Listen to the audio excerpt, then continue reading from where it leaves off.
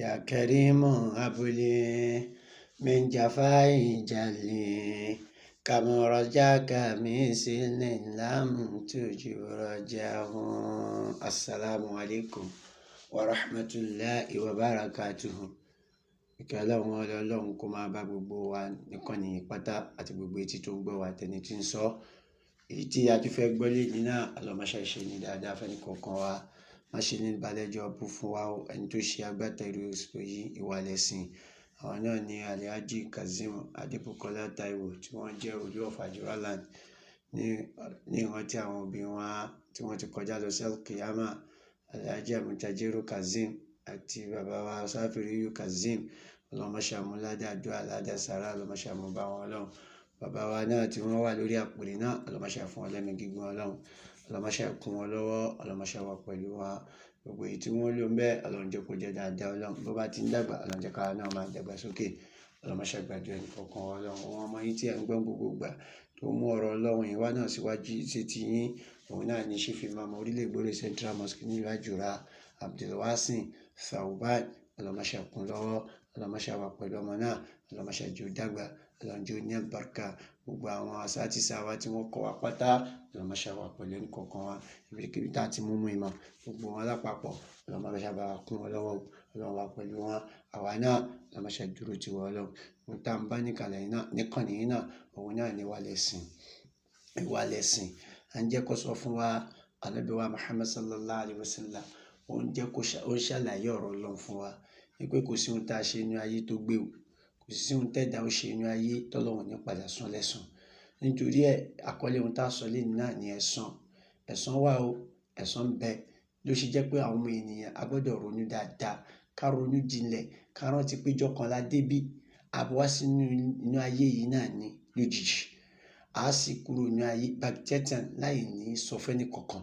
Níjọ́ téèyàn kúrò inú ayé wọn ò ní polongo fún pé ìjọba yìí ó kúrò fúnra rẹ̀ gan tó bá mọ̀ gan kò ní lè sọ.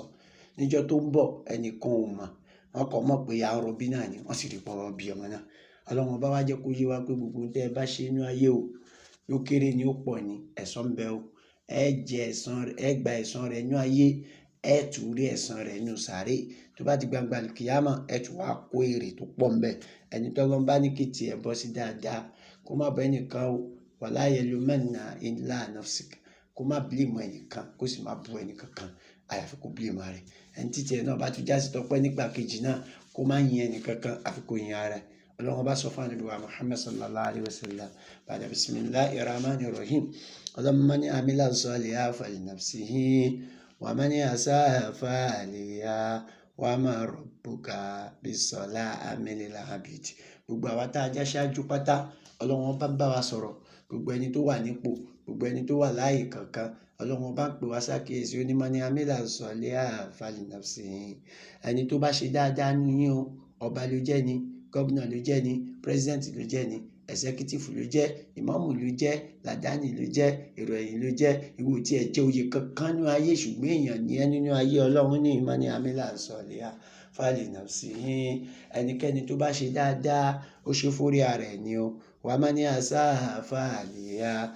Ẹni tó bá tún ṣe kan tó kù náà láburú orí ara rẹ̀ náà ló ṣe kalẹ̀ fún o. Gbogbo ohun tó bá ṣe pátá ìwọ jẹ́ ń bẹ, ọmọ tó bá bí náà jẹ́ ń bẹ.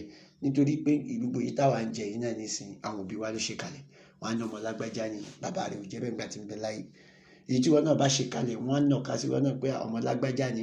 Ṣé kí wọ́n wá sọ pé ṣé bàbá rẹ̀ ò jẹ́ bẹ́ẹ̀ ni àbí bàbá rẹ̀ èèyàn kéèyàn ni. Wọ́n náà bíra rẹ̀ léèrè. Gbogbo àwọn ìtẹ́ ń kó kiri yìí, àwọn jàǹkáríwọ̀ tẹ́ ń kó kiri inú ayé yìí ẹgbọ́n dànù. Ramadan fẹ́ tún yín ṣe. Ọlọ́run bá tún tẹ̀síwájú ní wa ma rabbuka bis-zallami lil-'abid. Wa ma rabbuka bis-zallami lil-'abid. Ọlọ́run bò kí ń ṣe alábòsí pẹ̀lú ẹrú ẹ̀ o.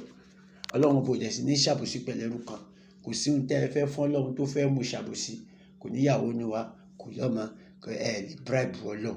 Kò sí ohun tẹ́ ẹ fẹ́ ṣe fún tó fẹ́ dán Ọlọ́run. Gbogbo ohun tẹ́ ẹ bá ṣe fúnra yín ẹ̀yin lẹ ṣe òsín lọ́hùn fara rẹ ni, òsín fara rẹ ni. Ọlọ́run jẹ́ kó máa wá yé wa pẹ̀lú pé tọ̀ tá a bá wá sìn èrè ń bẹ fún wa láti kó fọ̀ wọ́n lọ. Ló wá mú wa rántí tán arákùnrin kan. Arákùnrin yìí lówó púpọ̀, olówó gbọ́n èèyàn sì ní nílùú tó wà gbogbo ayé sì ń wárìrì fún. afọ́jú kan máa wá sọ́dọ̀ rẹ̀ tí máa wá fún ní nǹkan, á wá fún afọ́jú yìí ní nǹkan á sì padà. Ṣùgbọ́n tí afọ́jú yìí bá ti fẹ́ lọ, afọ́jú yìí á sọ pé ẹ̀san bẹ́ o, gbogbo tó bá ń ṣe Ọlọ́run wò. Ó wá dijọ́ kan, ọdún gorí ọdún, oṣù gorí oṣù, ìgbà gorí ìgbà, arákùnrin yìí wá arákùnrin afọ́jú yìí wá. Àwọn arákùnrin yìí wá wò pé gbogbo tá a kún ṣe fún ẹ náà kò kù dá fún ẹ náà tẹ́lẹ̀, ká kún yanjú ẹ kúrò ńlẹ̀. Ó wá sọ fún àwọn ọlọ́dẹ pé ẹ bá mi wá ìjọka tó jẹ́ ààyè tó tóbi, òun fẹ́ fi dáyàn lọ́lá ni. Àwọn gẹ́gẹ́ bí àṣẹ tó lówó pa wọ́n, àwọn ọlọ́dẹ wá ìjọka yìí tó tóbi, wọ́n sì wọ́n dé, wọ́n bá sọ sínú àpò. Ó wá sọ fárákùnrin náà pé tó bá dijọ́ báyìí kó padà wá, òun fẹ́ fún lẹ́bùn kàǹkà tó ṣe pé ẹ̀bùn yẹn ó jẹ́ kó dolówó. Arákùnrin bá gbéra, òun bá wá níjọ́ tó lówó ìdá fún. Àṣé ọmọ rẹ̀ tó bí, ọmọkùnrin kan ṣo tó bí láyé lọ́run, ọmọ náà ń gbọ́. Ọmọ yẹn wá dúró síbi kan pé bàbá mi fẹ́ dá afọ́jú lọ́lá, táwa sì wà ń bẹ̀ tí ò ṣoore fún wa. Kí la wá ṣe? Ó bá lọ bá àwọn gáǹgì rẹ̀ sọ̀rọ̀ pé ìjọba yìí bàbá mi sọ fún afọ́jú tó máa ń wá sọ́dọ̀ wọn pé kó wá, òun fẹ́ dá lọ́lá. Ẹ̀yin akẹgbẹ́ mi, ẹ jọ̀ọ́ ẹ bá mi dá lọ́nà tí bá ti ń lọ, ohun tí bàbá mi bá fún kẹgbà lọ́wọ́ ẹ̀. Arákùnrin bá wá bí ìṣeré. Nígbà tó dé, bàbá olówó yìí ó ti di ejò yìí, ó ti dì sínú àpò. Arákùnrin afọ́jú yìí náà mápò mi wá, ó tún sọ ejò yìí sí. Nígbà tí wọ́n wá sọ sí, ìgbà tó wá fẹ́ bọ́ta, ó ní ẹ̀san bẹ́ o, gbogbo ohun tó bá ń ṣe ṣáà máa ṣe lọ, Ọlọ́run wò. Arákùnrin bá lọ. Ìgbà tó lọ, ọmọ bàbá yìí ti wá pe àwọn tó kù ẹ̀ pé arákùnrin yìí ti gbà bí báyìí o, ẹ lọ pàdé ẹ̀. Ìgbà tán pàdé ẹ̀, wọ́n lù ú, wọ́n gba ẹrù ọwọ́ ẹ̀, wọ́n gbà gẹ́gẹ́ bí ẹni pé wọ́n gba ẹ̀bùn.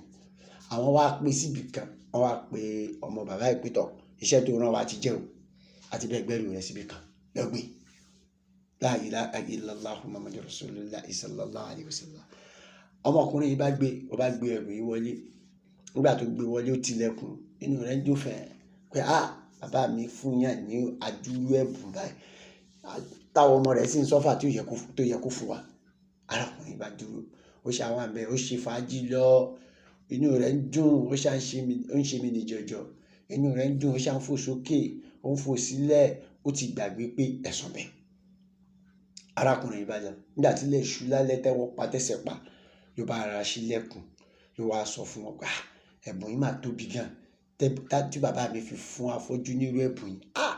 A jẹ́ pé òun mọ̀ pé góòdì ni ó wà ń bẹ̀, bóun bá ta góòdì, owó dé, òun máa ṣe mí ní jẹjọ, òun máa ṣe bó ṣe òun. Arákùnrin yìí bá ṣe. Ẹ sì mọ̀ pé ìjọ ọká tí wọ́n ti dé mọ́nú ilé, inú àpò.